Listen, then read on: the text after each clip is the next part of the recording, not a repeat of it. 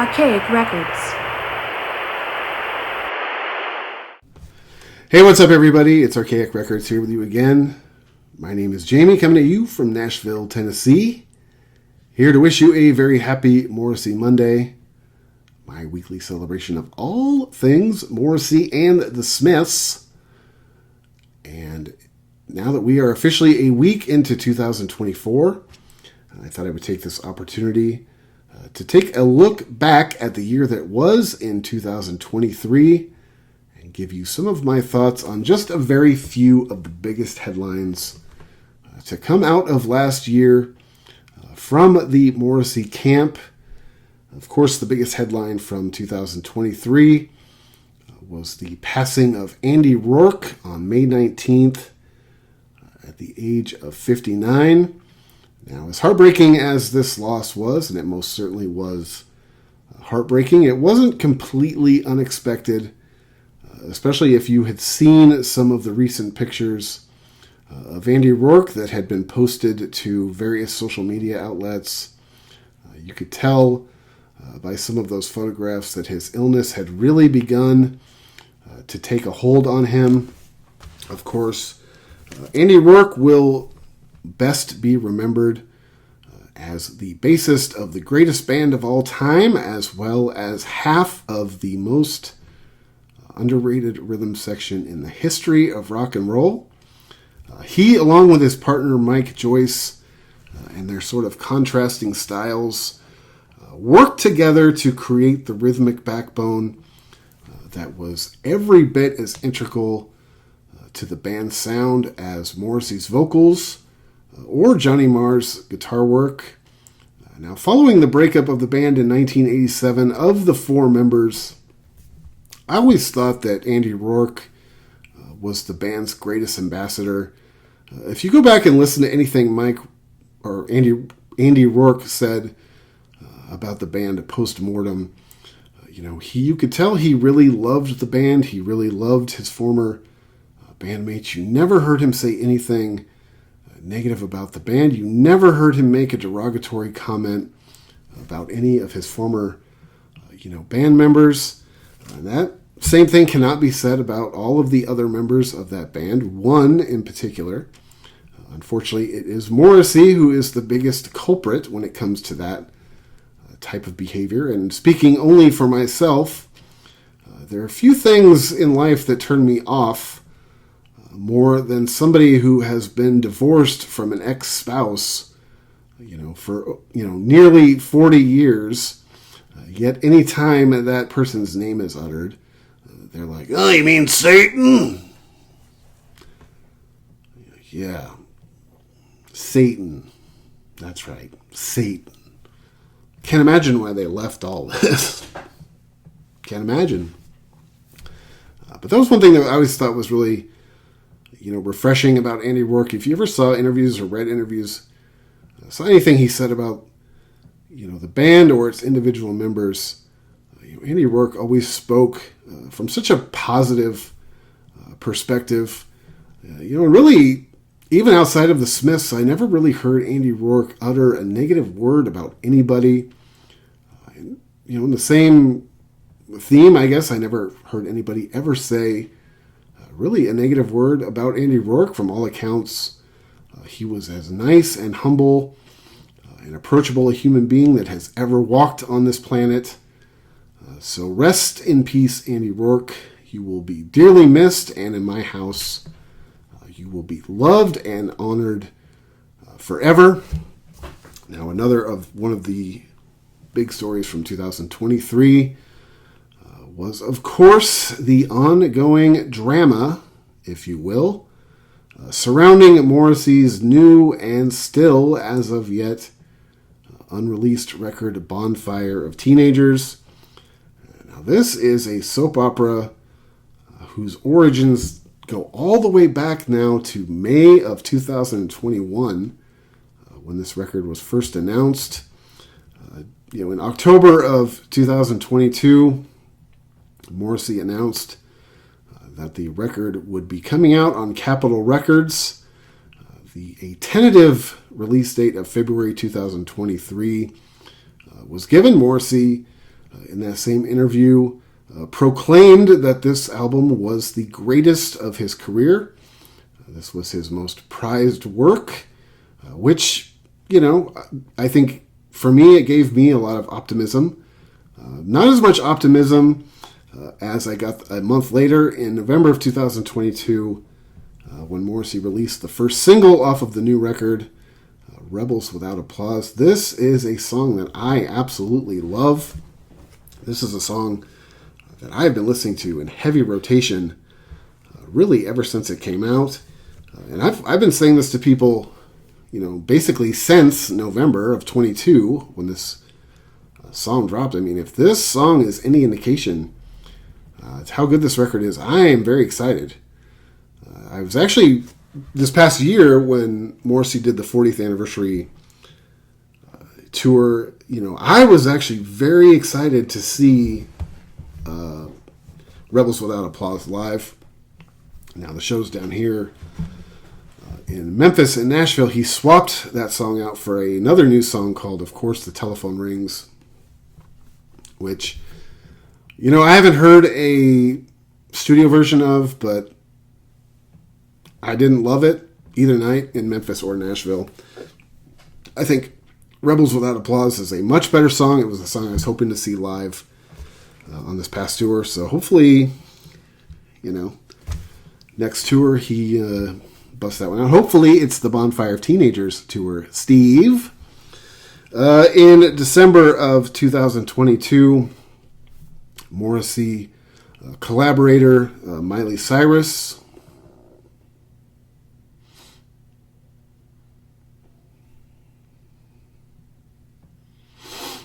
excuse me.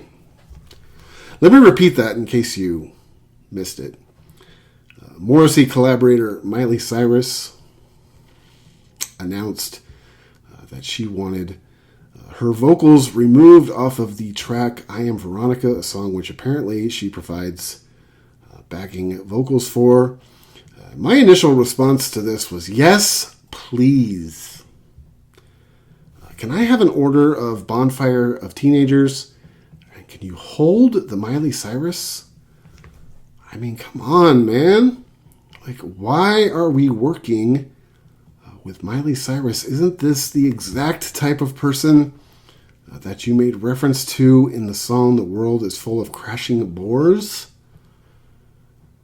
I mean, honestly, this is a little bit embarrassing, Steve.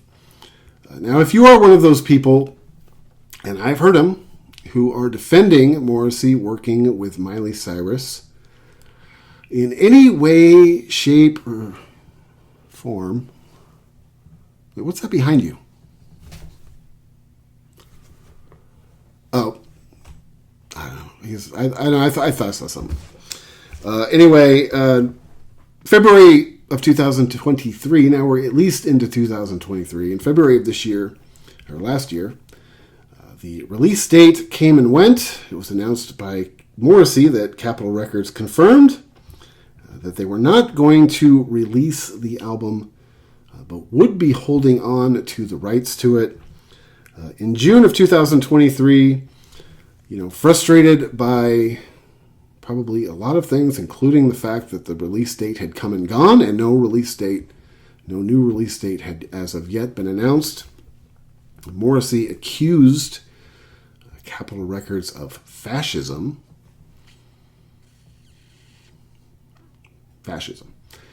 I love when words just get thrown around. I mean, I can play that game too. I'm an Adonis. We can all throw words around. Later that month on an appearance, no, actually, we're going to go back to October of 2023 first. In another statement, Morrissey accused Capitol Records of trying to wreck his career. We're 40 years into his career at this point, so it's a little bit late for that, Steve. Later that month, on an appearance of Good Day New York, Morrissey announced that Capitol Records had offered to him to sell him the rights to the new record for what he described as a certain price. But that was back in October of this past year. And as far as at least I am aware, I haven't heard anything new since then. And I'm going to be honest with you, I've reached my limit with the bonfire debacle. I'm kind of to the point right now to where it's like either release the thing or don't. To me, there's really... It's really hard to stomach when, pop stars or celebrities or athletes, these people that are worth, $50, $60 million, feel the obligation to burden me with their plight. If you don't like it, quit. Go out and get a real job. Now, we all know that you aren't going to do that. You're not going to soil your manicured hands. I mean, how much would you pay to see Morrissey work at Jiffy Lube for a week?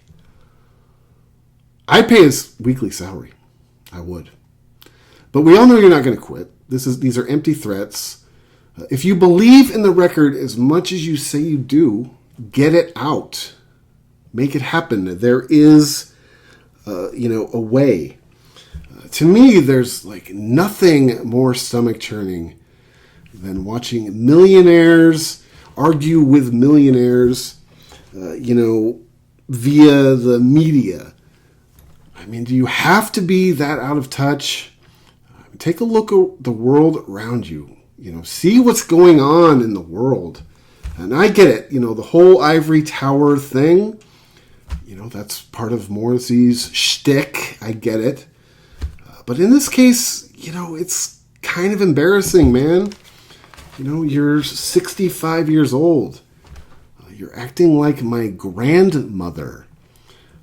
I'm to the point where I can't take any more of this melodrama.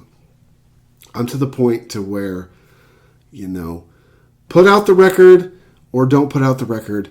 But either way, just shut up about it. When the record comes out, call me. I will be the first in line.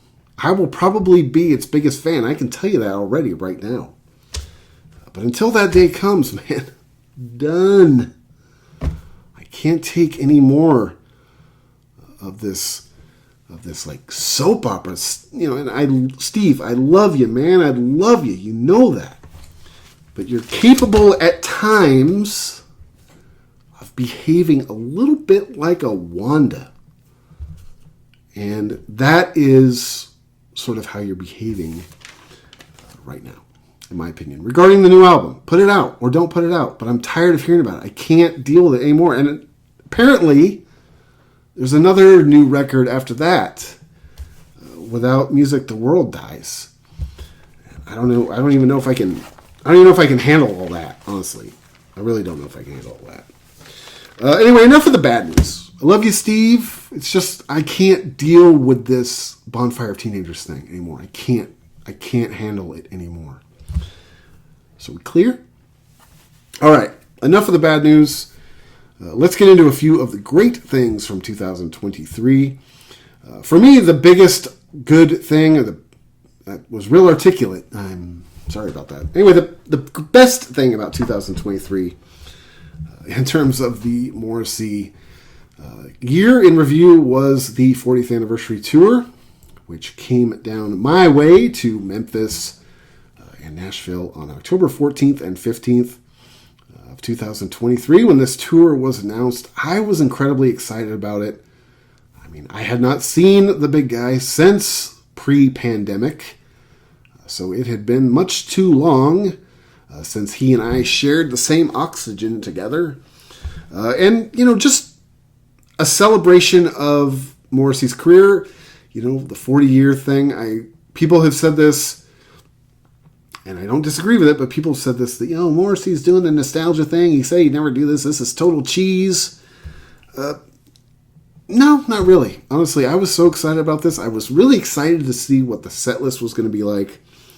I was really excited to see if there was going to be a lot of stuff he was going to kind of dig up from the depths of his catalog, stuff I had never seen live before. So on October 14th, My wife and I drove from Nashville out to Memphis to a relatively new venue out there called the Graceland Soundstage, right across the property from the main house at Graceland. I don't know if you have been to Graceland or if you've even been to Memphis, Tennessee. If you haven't been to Memphis, Tennessee, you should. It is amaze balls. And I'm a huge Elvis fan, and I think Graceland is just... I'm a big sucker for anything that's like, roadside Americana, so I love Graceland. I'm a huge Elvis nerd anyway. So we went out there, and, so this venue is sort of tucked away, across the street from the main house. So there's this whole complex they've built back there. It's very nice. It's very new. It's very modern. This venue was opened up in 2019. The first show that the venue ever hosted was Bret Michaels. Thank God I wasn't there for that one. But we got in there, and we got to our seats. Now, the whole thing was seated, which, I didn't love. I prefer the standing, floor situation. But we got to our seats. Things were good. I was very excited. I had done the thing I try to do before every tour, where I was sort of staying off of YouTube or staying off of, set list websites, trying to see, figure out what he was, trying to at least have it be fresh in my mind what the set list was going to be. So I kind of went into it as naked as I could. I know that's a terrible image I just put in your head. I apologize. But at the show in Memphis, Morrissey came out, and of course, if any of you saw the tour, you are familiar with the 37-minute film that opened for Morrissey. Now, I actually thought it was really cool, especially I saw it the second night also here in Nashville. And the first night in Memphis, the lights go down like right at 8 o'clock, which never happens because, you always assume Morrissey's going to be late. The lights go down right at 8 o'clock, and I'm just like cranked. And then, the little video starts. You think it's going to be just kind of like a little quick introduction video. He's done those in the past. And I remember my wife looking over at me, and she's like, "Do you know what this is? Do you know how long this is going to be?" I didn't. I was like, "No, what is this?" And she's like, "Well, I'm not going to tell you. But you got a few minutes to wait. So, it's cool. Just be patient." And sure enough, 37 minutes of... It was really cool, actually. Like I said, I liked the video opening. Sometimes I would prefer that over a crummy band that you don't really want to see. Although there's a lot of great bands that could have opened for that show. But Morrissey finally came out after that video at 8:37 Memphis time. And I remember he went into a song called You'll Be Gone, which is an Elvis Presley cover. I assumed, because we were on the Graceland property, and Morrissey, being a big Elvis fan, I assumed that he was going to do an Elvis cover. I didn't necessarily expect him to open with it. And if you know Morrissey, and if you know his musical fandom, and you just kind of know how he is, of course he's a huge Elvis fan. But he wasn't going to come out and sing, Jailhouse Rock or Heartbreak Hotel or Hound Dog.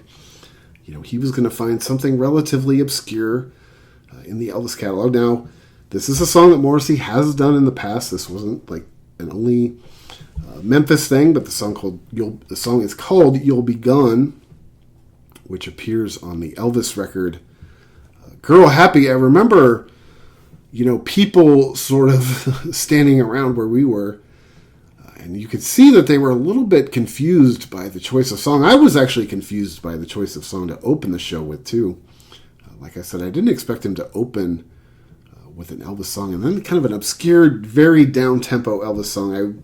I would suggest that it wasn't the best way to get the crowd just like into it right away. Now, the same songs were played the next night in Nashville, but not in the same order. With the exception of this song, Morrissey did not carry this song over to Nashville with him. So in its place in the set list, he replaced it with Our Frank in Nashville, which he did not play in Memphis. And Our Frank, of course, off of Kill Uncle. That's a song I never get tired of seeing live. I love that song. I've seen him do it before. You know, if you're only going to do one song off of Kill Uncle at this point in time, it would have been cool to see him go maybe do something a little bit deeper, maybe something a little bit, a road less traveled. Maybe something like King Lear or Place in Hell would have been cool. But I'm not complaining about Our Frank either. The second song in Memphis was Suede Head. And of course, after the sort of obscure down-tempo, Elvis song that left some people confused, quite frankly, Suede Head was a great way to get the crowd going. I believe I was telling somebody this the other day. This was my 11th and 12th Morrissey shows of my life, and I do believe that Suede Head... Now, I'd have to go back and look at all of the set list, but I'm fairly certain that Suede Head is the only song I've seen Morrissey play every single time I've ever seen him. I'm pretty sure. But, it's a great way to get the crowd going. Everybody likes that song. It's a song that, the casual fans love. I think some of us, crispier, more cynical Morrissey fans yeah, it's fine.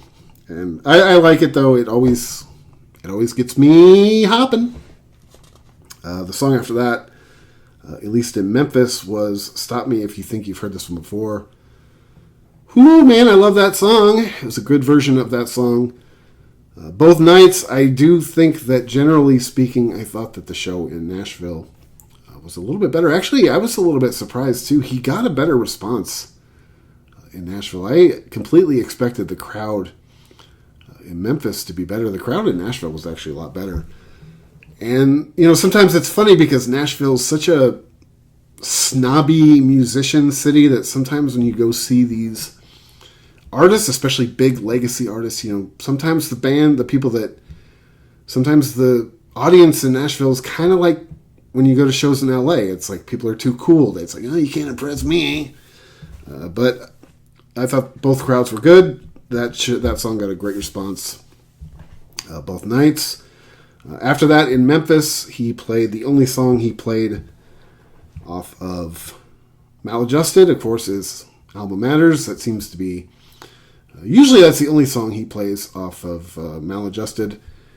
I've told the story before. I love Maladjusted. I think it is a record that a lot of people have varying opinions on. It's a sentimental record for me also because that was the first tour I ever saw. I like Alma Matters. I've seen him play it a number of times.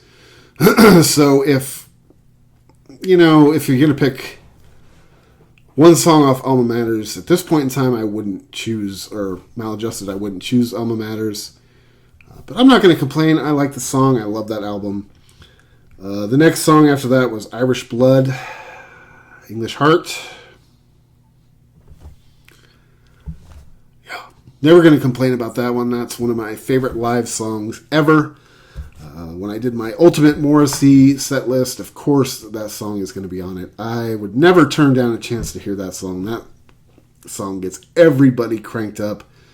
Both nights in Memphis and Nashville, that song completely killed. The next song after that, at least in Memphis, was Girlfriend in a Coma. I don't hate that song. It's just a song that I have seen him do a few too many times.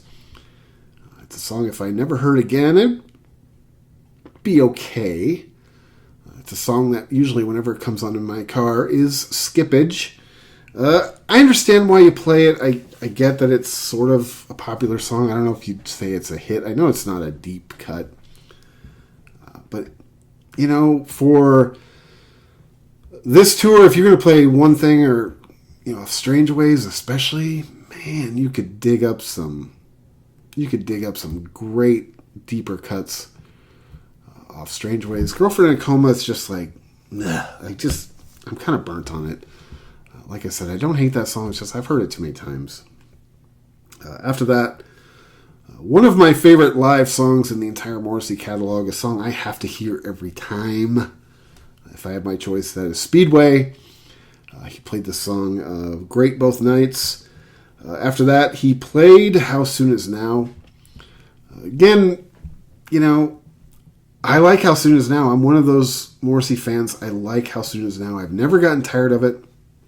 It isn't necessarily, a top 50 song of mine in Morrissey's catalog, but I like it.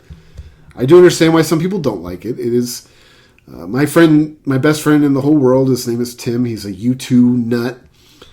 I always tell him that How Soon Is Now is kind of like our, With or Without You. It's not a bad song. It's just like, man, I just hear it so many times. This is the ultimate casual fan pleaser.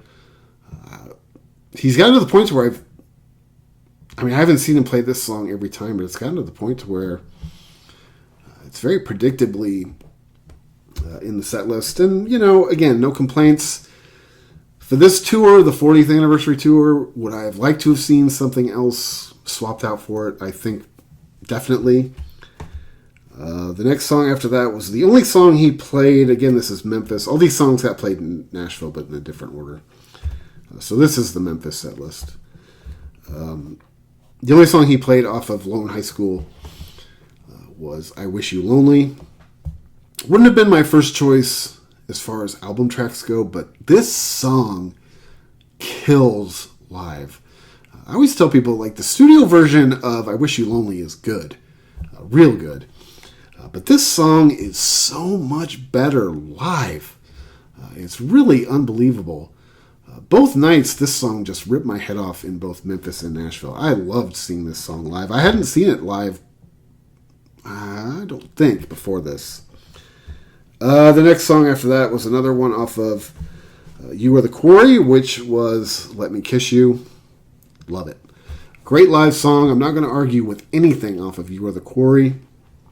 I thought it was great. The next song after that was the only song he played off of Dog on a Chain, and I mentioned earlier that I had not seen him since pre-pandemic, so I had not seen him play anything off of Dog on a Chain as of this time. And again, it's one of those things where anything you play off this record is going to be new to me live, so I'm excited about it. Darling, I Hug a Pillow would not be my first choice, not even my top 4 or 5 choices. My favorite song off of that record is What Kind of People Live in These Houses.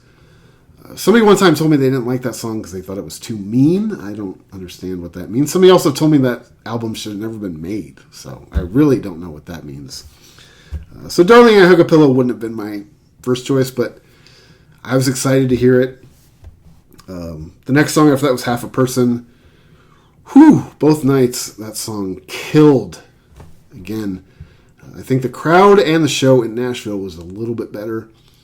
Both nights that song killed. The song after that in Memphis was The Loop. Now, this is a song, I was thinking about this as we were driving home from Memphis that night. I don't think I had seen The Loop live before this. Now, I'd have to go back and look through my set list, but I'm pretty sure I'd never seen The Loop. It was great live.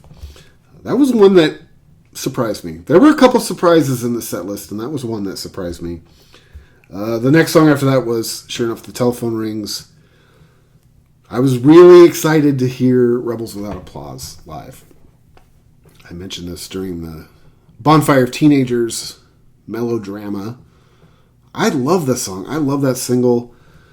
If that is an indication of how good Bonfire of Teenagers can be, I'm really excited.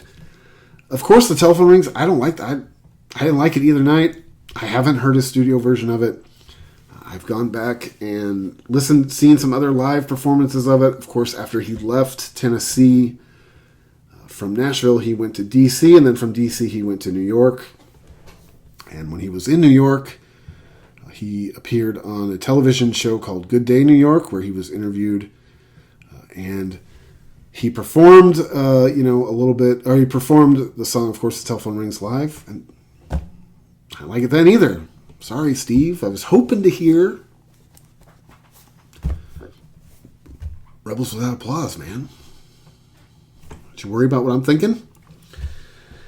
After that, the next song after that was a song that, man, both nights it really fell flat. It was a Waylon Jennings cover called Are You Sure Hank Done It This Way? This is a song I had never heard Morrissey seen him do live. I'd never heard a version of it live. This was completely new to me. I will be the first one to admit to you, I am not really the biggest country music person in the world. I'm aware of who Waylon Jennings is. I know a few of his big songs. I grew up in the 80s.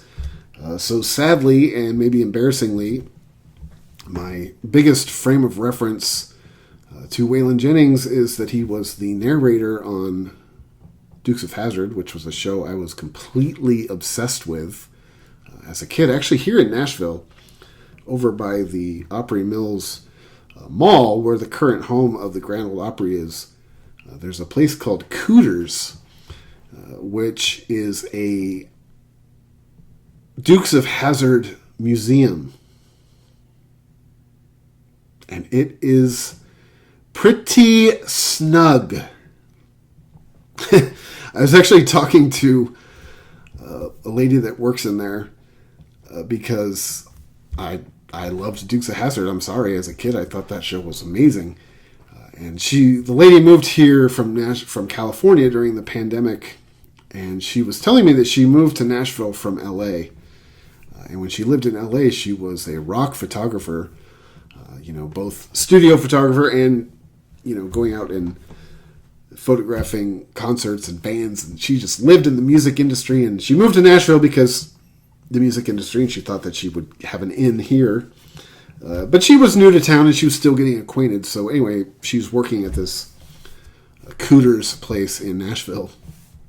And her and I were both California transplants, so we were talking about, living in Tennessee, and she was talking about, yeah, I used to party with Green Day, and I used to, hang out with Lady Gaga, and now I sell Confederate flags to rednecks, which is kind of what that Cooters place is like. I know maybe that joke fell flat, but it's awesome. If you ever go to Nashville, you should check it out. If you're a Dukes of Hazzard fan, as I was. Anyway, both nights that song fell flat. Actually, knowing that the song was probably going to be played in Nashville the second night, I actually expected that song to go over big in Nashville. Memphis, it kind of made sense that it fell flat, but in Nashville, I expected that song to do well. People hear, this is still a country music town, and the song he says is Nashville, so I thought if nothing else, to get one of those cheap, hey, that's our town kind of cheers. But man, both nights that song just crickets. After that, he played Please, Please, Please Let Me Get What I Want. Whew, both nights. That song killed. I think anything you ever play by the Smiths is going to kill. Even Girlfriend in a Coma, which I told you I'm not the biggest fan of, but I acknowledge that song kills when he plays it live. People love it. I'm not knocking him for playing it. After that, he played greatest song of all time, in my humble opinion. Every Day is Like Sunday. By this point in the show, I was beginning to sweat a little. Come on, Steve. You gotta play it for me. This is a song I don't care how many times I've heard it. I don't care how many times I've seen it live. Not enough. This is a song I always want to see live. I always want to hear. And in this particular tour, I think I mentioned this when I reviewed the the Morrissey shows right after the weekend in October. When he played Every Day is Like Sunday, especially the first night in Memphis, I think just because of everything that we had been through, both my wife and I, and us as a species, my wife and I have been through a fair amount of personal family tragedy over the past couple of years. And I think that, along with, the pandemic and all of the good and bad things that have happened at least in my life, since I saw Morrissey last, this song made me very emotional the first night, especially in Memphis. Now, I didn't cry, But I'd be lying to you if I said I didn't come close. He killed the song the first night in Memphis.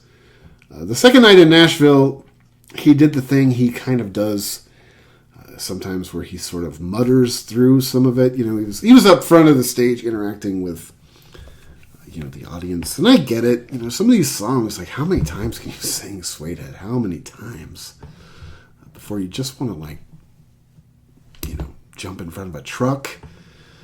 But I'm going to tell you one thing. When it comes to Every Day's Like Sunday, Steve, I expect your full effort every time. That's all I ask. Love you, buddy. After that, he ended the set with the song, one of my favorite live songs ever, Jack the Ripper.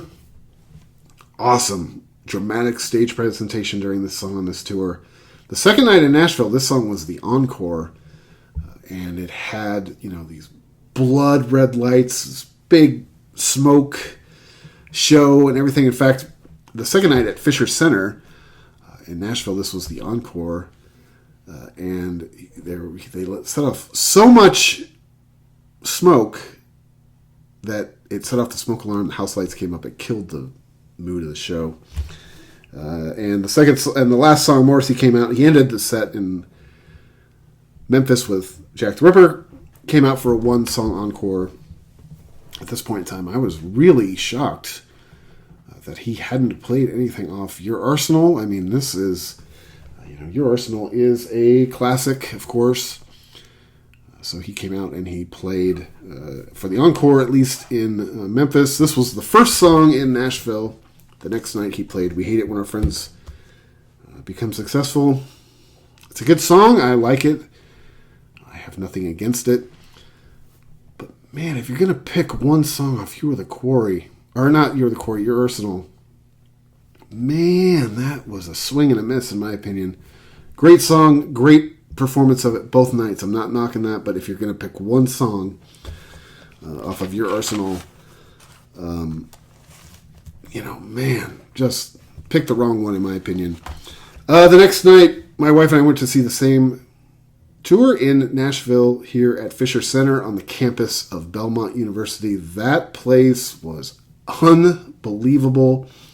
When the tickets went on sale and the venue was announced, I had never heard of it. I'd never been there. I don't spend a lot of time, over by Belmont University, so I looked it up online, and the pictures of it they have online don't even do the place justice. It is unbelievable. I felt like quite the dirtbag walking into that place. It was pretty swanky. And like I said, I think the Nashville show, in general, at least in my experience, was better. I thought the crowd was better. I thought the venue was definitely much better. And I liked the venue in Memphis. If I had to make one kind of, small grievance, it was the place is just too new. It's sterile. To me, it almost felt like a movie theater in a way. But generally speaking, I thought the set list was pretty good. I thought both shows were good. Now, this was the first tour I had ever seen twice since the You Are the Quarry tour, which I also saw twice. But I thought both nights were good. I thought he played well. He was in a good mood both nights. He was very personable. I have heard people criticize his band on this tour. I thought the band was pretty good. I didn't think it was the greatest Morrissey band I've ever heard live. It is certainly not, the classic, Alan, Boz, Gary, Spencer band. That would have been the band for this tour. If you're going to have the 40th anniversary Morrissey tour, if it can't be any of the guys from the Smiths, I think the classic Morrissey lineup band, would have been better. But I thought the band was good. I didn't dislike them. Man, I've heard some people just rake them over the coals. I really don't agree. So at least in my experience, the 48 years of Morrissey tour, I thought was a big win. I was very excited. I got to go both nights. Anyway, another big story from 2023. A couple more, and we'll get out of here. Getting a little long-winded. Was the release of Johnny Marr's Spirit Power record. Now, when this record was officially announced, I sort of mistakenly thought that this was going to be another record, like a record of all originals. I did not know that it was basically going to be a best of, and I'm not knocking it. I think it turned out great. I love the packaging. I love the vinyl. I love all that, and I do love the new song, which is on the record. The new single is called Somewhere.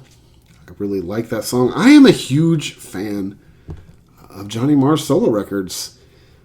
I think that his voice is great. His lyrics, his songwriting are awesome. And of course, you can't argue with the guitar playing. In my opinion, he is the greatest guitar player of all time. Now you say that to, the wrong classic rock dad, and then give you the side eye and the snicker and remind you that we are living in a world with Yngwie Malmsteen, Joe Satriani, and Steve Vai, all of which I couldn't possibly care less about. But anyway, I want to mention the new Johnny Marr record, Spirit Power. The new single, Somewhere, is awesome. I loved the video. I feel like I was mentioning this to somebody the other day because we were talking about the whole, cancel Morrissey movement that was big maybe a year or two ago. And it seems like cancel culture is kind of finally dying. I think it was only a thing here in the United States anyway. But it does feel like cancel culture is finally dying. But I remember, at the height of cancel culture, it was sort of trendy for people when they would talk about the Johnny Marr records, which are great. I love them. I love all of them. I think that he is really onto something special with these records. But it became trendy for people to say, like, oh yeah, Johnny Marr's a better singer than Morrissey anyway. He's a better songwriter than Morrissey anyway. It's like, I get it. Okay, I get what you're trying to say. That'd be like saying that Morrissey's a better guitarist than Johnny Marr, okay? Anyway, check out the new Johnny Marr record, and the new single, Somewhere, is pretty snug. One more last story to get into before we get out of here for 2023, of course, was the announcement in December that Morrissey would be doing a 20th anniversary You Are the Quarry special concerts in Southern California on January 26th in Anaheim and January 27th in Los Angeles. I am a huge fan of this idea. I believe that You Are the Quarry is one of those records in Morrissey's catalog that deserves, basically, if not demands, to be celebrated. If you are old enough to remember, go back and look what that album meant to Morrissey at that point in time in his career, how huge that record was, how great that record is.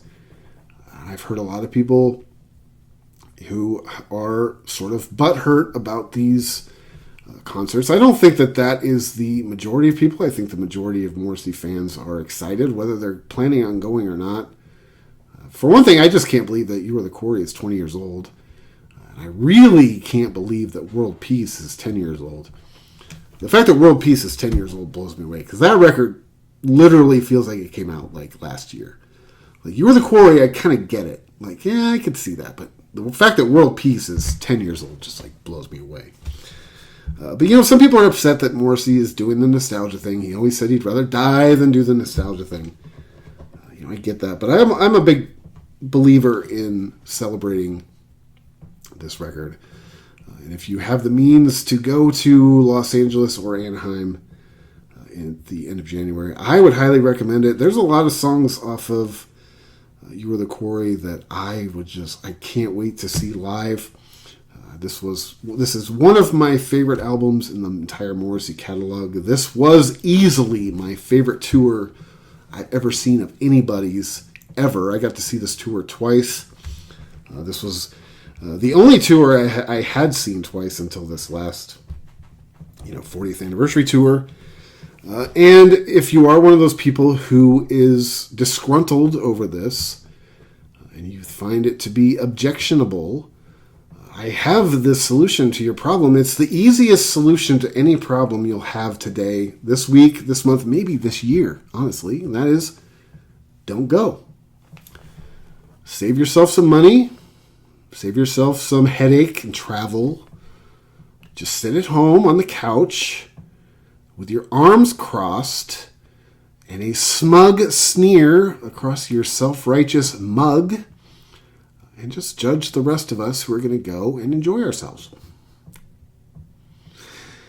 So I'm excited about it. I think overwhelmingly, I think that Morrissey fans are excited about it. I actually think that this would be cool if he decided to tour on this. Like I said, I think that this record is definitely worthy of, celebrating. It's 20 years old. I'm not necessarily in favor of him doing a big 20-year thing for world peace in 10 years. I mean, Morrissey probably won't even be active in 10 years. That's another thing, real quick.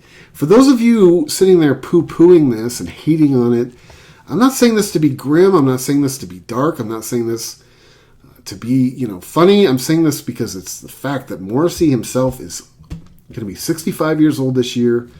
He's getting older. We're all getting older. And opportunities like this are much fewer than they used to be. So don't judge other people or hate on other people because they want to go experience the Quarry anniversary shows. Just sit there smugly and roll your eyes at the rest of us. Anyway, one very last little news story from 2023. I have to reach over here. Probably the weirdest news story of 2023, as far as I was concerned. It's a very personal one. I don't expect you to relate to this. But as I get out of here and put a bow on 2023, to me, the weirdest thing about Morrissey in 2023, and I talked about it at the time, was that I found this shirt at the Forever 21 at the aforementioned Opry Mills Mall here in Nashville, Tennessee. Now, I will be the first one to admit that I have no idea how any of this music business and licensing and marketing works. I don't know anything about that stuff. I don't really care.